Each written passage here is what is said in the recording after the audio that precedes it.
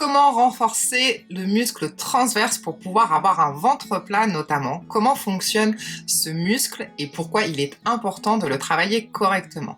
Bonjour à toutes, dans cette nouvelle vidéo, je m'appelle Céline Beau, je suis accordeuse d'aide pour Mampreneur. J'accompagne les mamans à accorder leurs aspirations personnelles, familiales et professionnelles pour pouvoir gagner en liberté.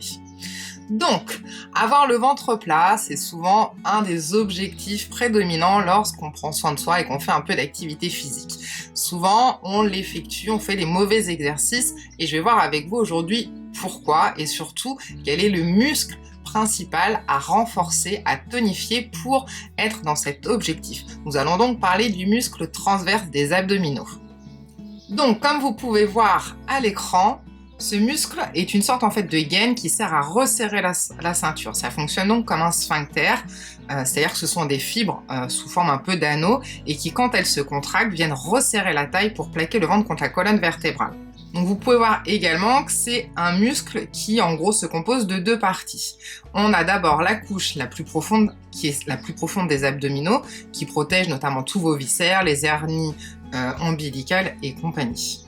Et puis, il y a, vous voyez, la partie basse qui est la plus superficielle, ça fait un peu comme une slip, un peu comme une poche, un peu un slip taille haute, et puis qui est constituée de fibres qui sont rigides et qui bougent peu.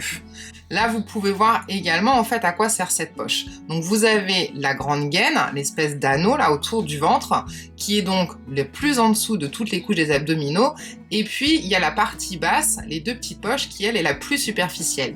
Et vous avez les grands droits, les fameuses tablettes de chocolat, qui viennent s'insérer à l'intérieur. Donc, comment contracter ce muscle transverse? Vulgairement parlant, en rentrant le ventre. Mais attention, pas de n'importe quelle façon. Souvent, quand on vous donne cette consigne, rentre le ventre, qu'est-ce que vous faites? Vous pensez, je viens coller mon nombril contre ma colonne vertébrale. Et là, c'est une mauvaise idée puisque ça vient mettre de la pression intra-abdominale. C'est-à-dire, prenez ce tube de dentifrice, imaginez que c'est votre ventre. Quand vous pensez rentre le ventre à partir du nombril, ça veut dire que vous pressez comme si vous vouliez faire sortir le dentifrice par le milieu. Qu'est-ce qui se passe? Ça fout de la pression vers le bas, donc ici c'est votre plancher pelvien, et puis par le haut ça va faire sortir l'air, entre guillemets, puisque le muscle transverse et les abdominaux sont des muscles expirateurs, d'accord? Donc qui vous servent à souffler l'air. Donc quand on vous dit rentrer le ventre, ce qu'il faut penser c'est rentrer le ventre du bas vers le haut, d'accord? C'est-à-dire de la partie sous le nombril, puis au-dessus du nombril. Ça consiste à faire quoi? À faire rouler le tube de dentifrice du bas vers le haut pour faire sortir. Ce qui fait qu'on enlève la pression en dessous et du coup, on est dans une bonne et correcte contraction musculaire du transverse. Pensez-le en 3 phases. Je rappelle, phase 1, la partie du pubis, phase 2, la partie au niveau du nombril, phase 3, la partie juste sous les côtes. Et surtout, à quel moment est-ce qu'il y a des phases qu'il faut respecter pour pouvoir rentrer son ventre? Comme je vous disais, le muscle transverse est un muscle respiratoire et expirateur.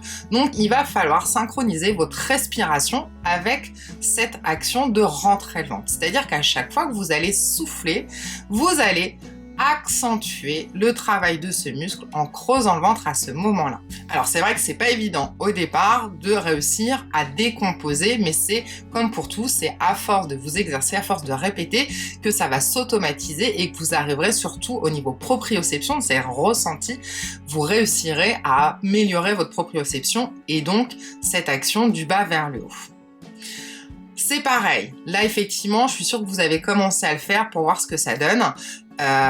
Il faut avoir une posture qui soit correcte. Si vous êtes complètement avachi et vous cherchez à rentrer le ventre, ça va pas le faire, vous n'allez pas y arriver. Rien que de s'avachir, déjà, ça fait pousser le ventre vers l'avant.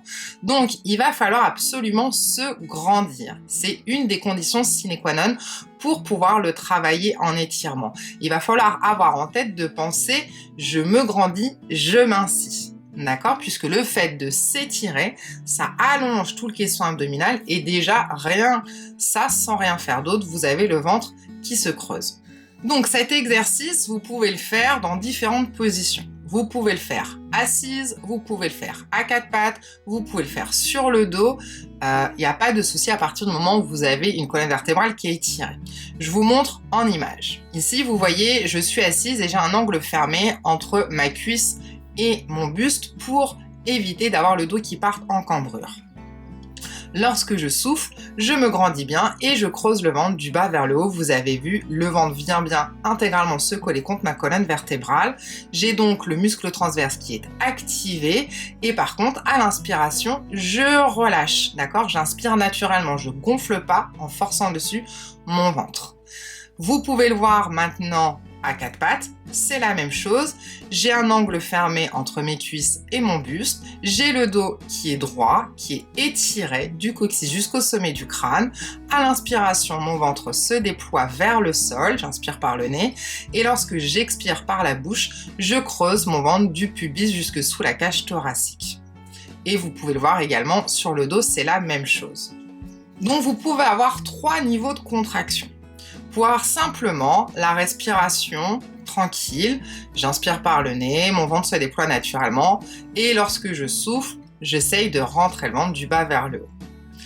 Deuxième niveau d'intensité, c'est la même chose, sauf que vous allez forcer l'expiration, vous allez la prolonger et vous allez chercher à rentrer le plus possible jusqu'au bout de votre expiration. D'accord? On va être donc sur une contraction du transverse qui va être plus intensive. Et enfin, le must, le top, ça va être de rajouter par-dessus la contraction du périnée, d'accord?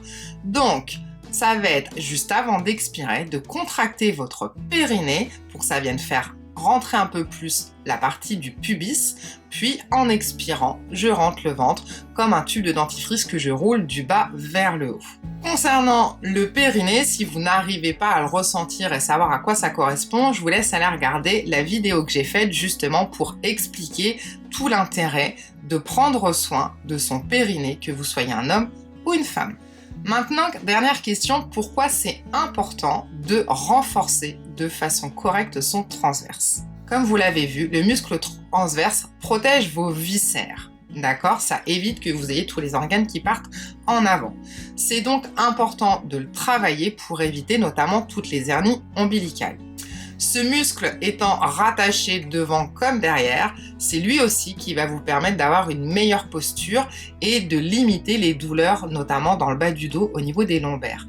Un muscle transverse qui est tonique, eh bien, vous aurez beaucoup moins de douleurs au niveau du dos. Comme je disais au tout début de la vidéo, l'intérêt de travailler ce transverse, c'est justement quand on est dans cette recherche de ventre plat.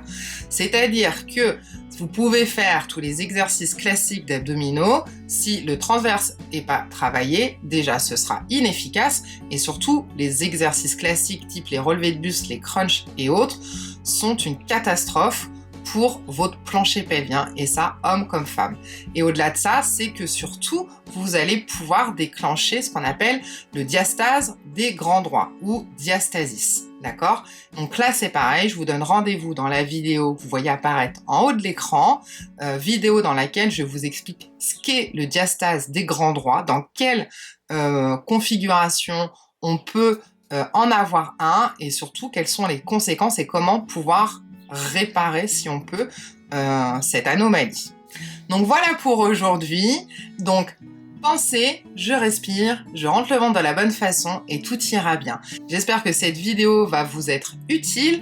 Je rappelle, pensez à mettre un petit like, à partager autour de vous, à vous abonner si ce n'est pas encore fait. Sur ce, prenez bien soin de vous. Je vous souhaite une excellente fin de journée et on se voit dans la prochaine vidéo.